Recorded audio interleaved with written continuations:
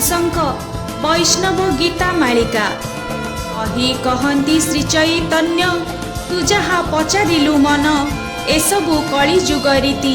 जहा कहिब प्रति प्रति कृष्णर काल चक्र घाते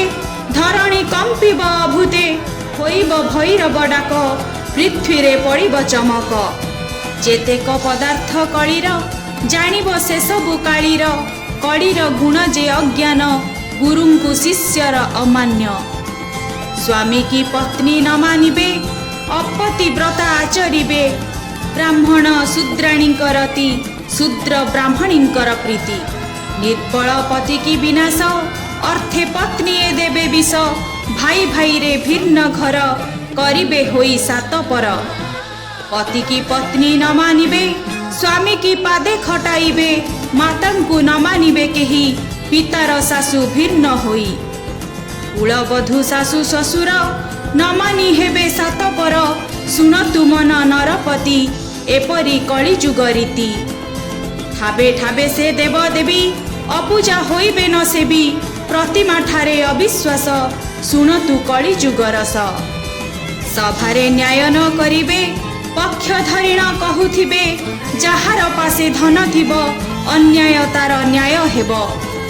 धनीर पासरे अन्याय निर्धन पासे थिब न्याय कृष्ण भक्त को न मानिबे दुष्टे इंगित करुथिबे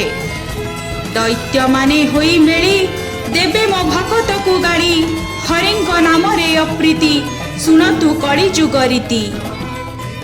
अकुलीन जे हेबे राजा कुलीन होइबे परजा राजा अन्याय कर नेबे प्रजांकु कंटक होइबे राजा प्रजांकर समर होइबे सिना अन्याचार केवल भक्तंकु छाड़ी अन्याय सबु थिबे पड़ी जतिए न होइबे सती नित्य लोड़िबे काम प्रीति दिवसे काटुथिबे चिता रात्र को खोजुथिबे माता पुंड्रक वासुदेव भाव होइबे थोके वैष्णव मुखरे मधुर वचन हृदय विष थिब पूर्ण प्रकृत वैष्णव सेही से अब भूलिबे किम पाई कलीर की कहिबी गुण गुरु होइबे पण पण शिष्य तो गोटिए नथिब सर्वे होइबे गुरुदेव बाछि करिबे धनी शिष्य केवल टंका लुगा आस पथर नौकारे जाई गुरु बसिबे आग होई शिष्य को बसाई तापरे बुड़ीबे अथल जलरे कुटुंब पोषिबा निमित्त गुरु ए होइबे बहुत गुरु को देखि शिष्य माने लुचिबे धनर बिहीने देख आसंती गुरु देबे कि बुद्धि करिबि मु एबे गुरु जे धन रे आसक्त मो पाखे किछि नाही बित धन थिले गुरुंकु भेटे निर्धन गुरुंकु न भेटे सुनतु मन नरपति कली रे टंका सुना भक्ति कही कहती श्री चैतन्य तू जहा पचारिलु मन एसबु कली जुग रीति जहा कहिब प्रति प्रति कृष्णर काल चक्र घाते धरणी कंपिब अभूते होइब भैरव डाक पृथ्वी रे पड़िब चमक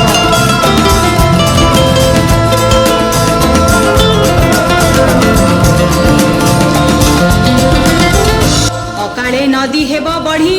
अकाले आसिब कुहुड़ी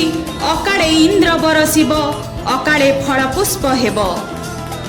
अकाले मृत्यु घटी जीव अकाले भोजन होइब अकाले करिबे स्नान अकाले करिब शयन अकाले जेणु हेब खोजा अकाले घोटिब हईजा अकाले काल जदि हेन्ता कली किम पाई राजा हंता अकाले राति जेणु हेब